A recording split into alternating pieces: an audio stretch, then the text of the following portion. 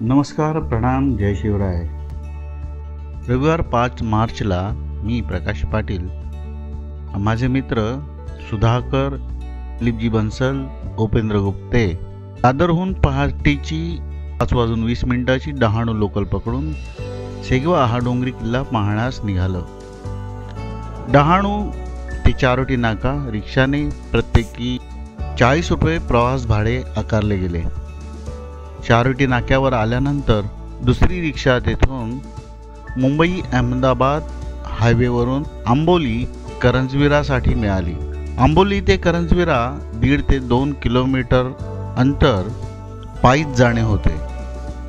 स्थानिक नवीन मित्र जयेश पागी याने आम्हाला मार्ग दाखवला आणि सहकार्य देखील केले. 1 किलोमीटर पर्यंत आपल्या स्कूटीने करंजविरापर्यंत आम्हा चौघांना पोहोचविले. पुढे जयेशने किल्ल्याची वाट सुरू होते तिथपर्यंत मार्गदर्शन केले आणि आमचा निरोप घेतला. आम्ही त्याला धन्यवाद दिले आणि सेगवा किल्ला चढण्यास प्रारंभ केला. गावात मुख्य करून वस्ती आहे ती वारली समाजाची. ह्या समाजाची माणसं मदतीसाठी सदा तत्पर असल्याचे जाणवते. त्यांची गोड भाषा ऐकण्यास मधुर वाटते. गावात शेणाने साकारलेले अंगण, कुडाच्या आणि पेंडाच्या झोपड्या, गाई, बकऱ्या, कोंबड्या, पाणी भरून आणणाऱ्या तसेच सरपण गोळा करणाऱ्या माता भगिनी, बांबू पेराची कुंपणे, असा हा हिरवाईने नटलेला प्रदेश उन्हाळ्यातही गारवा देऊन जात होता. वातावरण थोडे ढगाळ असल्याने उन्हाचा त्रास जाणवत नव्हता. गडाकडे जाणारी वाट छोट्या डोंगर रांगेवरून व्ही पॉइंटच्या दिशेने जात होती. चांगली आणि मळलेली होती. डोंगराच्या दुसऱ्या टोकाकडे जाणारी वाट ही थेट किल्ल्याकडे जाणारी होती, परंतु त्या वाटेचा चढ हा उभा असल्यामुळे थोडा त्रासदायक होता. आम्हाला आता गडावरील झेंडे स्पष्ट दिसायला लागले होते. त्या दिशेकडे आम्ही निघालो होतो. सेगवा या किल्ल्याची माहिती आपण जाणून घेऊ. महाराष्ट्र गुजरात सीमेजवळ सेगवा आणि बल्लाळगड हे 2 किल्ले आहेत. पालघर जिल्ह्यात आणि तलासरी तालुक्यात मुंबई अहमदाबाद महामार्गाजवळ असूनही हे किल्ले तसे दुर्लक्षित आहेत. 11व्या शतकात बांधल्या गेलेल्या आणि शिवकाळामध्ये पुनर्बांधणी झालेला सेगवा किल्ल्यावर अनेक अवशेषे काळाची झुंज देऊन आजही उभे आहेत. या भागात अजूनही 2 किल्ले आहेत, असावा किल्ला तसेच अशेरीगड किल्ला. ऐतिहासिक कागदपत्रांमध्ये सेगवा या गडाचा उल्लेख सेगवाह या नावाने येतो. केळवे माहीमचे मूळ नाव मत्स्यमत, त्याचे पुढे झाले महकावती व त्यानंतरच्या काळात माहीम. प्राचीन काळी प्रतापबिंब राजाने दमणपासून वाळुकेश्वर पर्यंत म्हणजे आजची मुंबई ह्या समुद्र किनाऱ्यावर आपले राज्य प्रस्थापित केले. समुद्र किनाऱ्यावर आपले राज्य स्थापन करून त्याची राजधानी म्हणून महिकावतीची निवड केली. त्याच कालामध्ये सेगवा किंवा सेगवाह किल्ला बांधण्यात आला असावा. 14व्या शतकात गुजरातच्या सुलतानाच्या ताब्यात हा परिसर गेला. तेव्हा हा गडही त्याच्या ताब्यात होता. पुढील काळामध्ये त्या भागावरती रामनगरच्या कोळी राजांचे अधिपत्य होते. छत्रपती शिवाजी महाराजांनी इसवी सन 1672 ते 1677 या काळामध्ये मोरेपंतांना 6000 फौज देऊन उत्तर कोकणात पाठविले. इसवी सन 1677ला रामनगरच्या कोळी राजाच्या ताब्यात असलेला प्रांत महाराजांच्या अधिपत्याखाली आला. त्याच काळात सेगवा हा किल्ला स्वराज्यात दाखल झाला.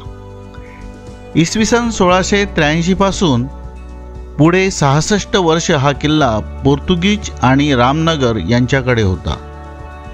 चिमाजीआप्पांनी काढलेल्या वसई मोहिमेत इसवी सन 1739 मध्ये कृष्णाजी महादेव चासकर यांनी सेगवाह किल्ला जिंकून घेतला. पुढे 1754 मध्ये हा किल्ला रामनगरच्या कोळी राजाकडे गेला. इसवी सन 1802 मध्ये झालेल्या तहात सेगवा किल्ला पेशव्यांकडे आला. 1817 मध्ये गोगार्डच्या अधिपत्याखाली सेगवा जिंकला गेला। किल्ल्यावर पाहण्यासारखी खूप काही ठिकाणे आहेत। करंजविरा गावापासून पाऊण तासामध्ये आपण गडाच्या माचीवर प्रवेश करतो। प्रथम माचीच्या टोक्यावर जावे, तेथून करंजविरा गाव, मुंबई अहमदाबाद हायवे आणि महालक्ष्मीचा सुळका पाहता येतो। माचीच्या टोकावरून पुन्हा किल्ल्यावर प्रवेश केला, त्या ठिकाणी येऊन बालेकिल्ल्याकडे चालण्यास सुरुवात करावी। डाव्या बाजूला हनुमानाचे नवीन मंदिर बांधण्यात आलेले आहे। हनुमानाची मूर्ती संगमरवरी आहे। हे मंदिर जरी आता गावकऱ्यांनी बांधलेले असले तरी त्या ठिकाणी पूर्वी हनुमानाचे मंदिर असावे असा तर्क लावला जातो, कारण हा किल्ला शिवाजी महाराजांनी जिंकून त्याची पुनर्बांधणी केली होती। हनुमान मंदिरापासून पुढे जाताना माचीच्या दोनही बाजूस उतारावर तटबंदीचे अवशेष पाहावयास मिळतात। शिवकालामध्ये किल्ल्याची पुनर्बांधणी केली तेव्हा तटबंदीत बांधण्यात एक प्रयोग करण्यात आला होता, त्यामुळे ही तटबंदी वैशिष्ट्यपूर्ण आहे।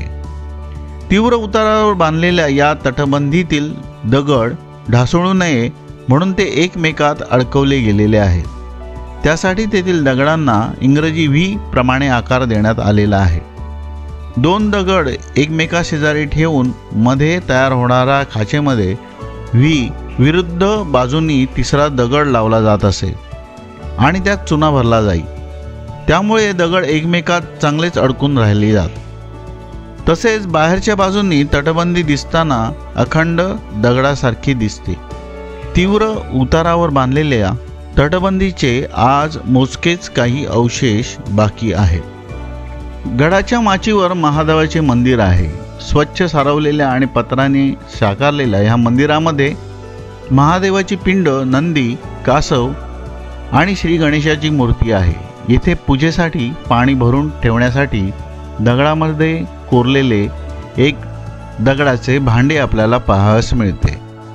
माची आणि बालेकिल्ल्याच्या डोंगरांमध्ये एक घळ आहे। या घळीत उतरून बालेकिल्ल्यावर चढताना बालेकिल्ल्याच्या तटबंदीचे अवशेष पाहावयास मिळतात। बालेकिल्ल्याच्या प्रवेशद्वारासमोर असलेल्या पायऱ्या चढून उद्ध्वस्त प्रवेशद्वारातून आपला बालेकिल्ल्यावर प्रवेश होतो। येथून दोन वाटा फुटतात। सरळ जाणारी वाट किल्ल्याच्या सर्वोच्च माथ्याकडे जाते। दुसरी उजव्या बाजूने जाणारी वाट पाण्याच्या टाक्यांकडे जाते। येथून पुढे चालत गेल्यावर पाण्याची दोन कोरडी टाकी आपल्याला पाहावयास मिळतात। या टाक्यांचं वैशिष्ट्य म्हणजे याच्या कातळ भिंतींवर असलेल्या चिन्नीच्या घावातून त्या टाक्यांची निर्मिती केलेली आहे। शिवपूर्व काळात याचे बांधकाम झाल्याचे दिसून येते, तर टाक्यांचा विस्तार शिवकालात केल्याचे दिसते। या टाक्यांच्या पुढे सुकलेले टाके देखील आहे, त्यामध्ये पाण्याने भरलेले टाकेही आहे। पुढे डोंगराला वळसा घालून एका पाण्याने भरलेल्या जोड टाके आपल्याला पाहावयास मिळते। या टाक्यामध्ये सध्या पाणी असून कमळाची फुले त्या ठिकाणी आपल्याला पाहावयास मिळतात। टाकी पाहून झाल्यानंतर टाक्यांच्या वर जाणाऱ्या पायवाटेने किल्ल्याच्या सर्वोच्च माथ्याकडे जावे। या सर्वोच्च माथ्यावर 4 बुरुज व तटबंदीने संरक्षित केलेले आहे। त्यातील 3 बुरुजांचे आणि तटबंदीचे अवशेष आपल्याला पाहावयास मिळतात। या तटबंदीत बालेकिल्ल्याचे प्रवेशद्वार होते, आज ते उद्ध्वस्त झालेले आहे। दरवाजातून आत गेल्यानंतर वाड्यांची काही ज्योती पाहावयास मिळतात। एका चौथऱ्यावर शंकराची पिंड ठेवलेली आहे। त्याच्या बाजूला पूजेचे पाणी भरून ठेवण्यासाठी दगड कोरलेले एक फुटके भांडे पाहावयास मिळते। किल्ल्याचा माथा छोटा असल्यामुळे पाहून आलेल्या दिशेच्या विरुद्ध दिशेने बुरुजाजवळून खाली उतरण्यास पाऊलवाट आहे ती पकडावी। या पाऊलवाटेने 2 मिनिटातच आपण माची आणि बालेकिल्ल्याच्या मधील प्रवेशद्वारापाशी येतो। गड फेरी करण्यासाठी अर्धा ते पाऊण तास लागतो। येथे जाण्यासाठी मुंबई अहमदाबाद महामार्गावरील चारोटी नाका गाठावा। यापुढे अंदाजे 4 किलोमीटरवर महालक्ष्मीचे एक मंदिर आहे। महालक्ष्मीच्या मंदिराच्या पुढे 11 किलोमीटरवर आंबिवली गाव आहे. या गावापासून 1.5 किलोमीटर आतमध्ये करंजविरा हे गाव आहे. आजूबाजूला अहुरा आणि अपोलो या नावाची मोठी हॉटेले आहेत. तसेच इंडियन ऑइलचे पेट्रोल पंप देखील आहे. आपला ऐतिहासिक ठेवा आपले गड आणि किल्ले यांचं संरक्षण, त्याचप्रमाणे त्या किल्ल्यांची माहिती आपण सर्वांपर्यंत पोहोचवली पाहिजे. कोणत्याही किल्ल्यावर आपण कचरा करू नये. त्या ठिकाणी कचरा असल्यास आपल्यासोबत एक कचऱ्याची बॅग न्यावी व तेथील कचरा आपण उचलून खालपर्यंत आणावा, म्हणजे किल्ल्यावर स्वच्छता राहील. किल्ल्यावर कोणतेही नशापान करू नये आणि कोणी नशापान करत असेल तर त्यास आपण समजावावे. आपली हिंदू संस्कृती, आपली परंपरा जपण्याचा प्रयत्न आपण सर्वजण करूया. हे हिंदवी स्वराज्य व्हावे हे तो श्रींची इच्छा. जय हिंद मित्रांनो. जय श्रीराम. जय शिवराय.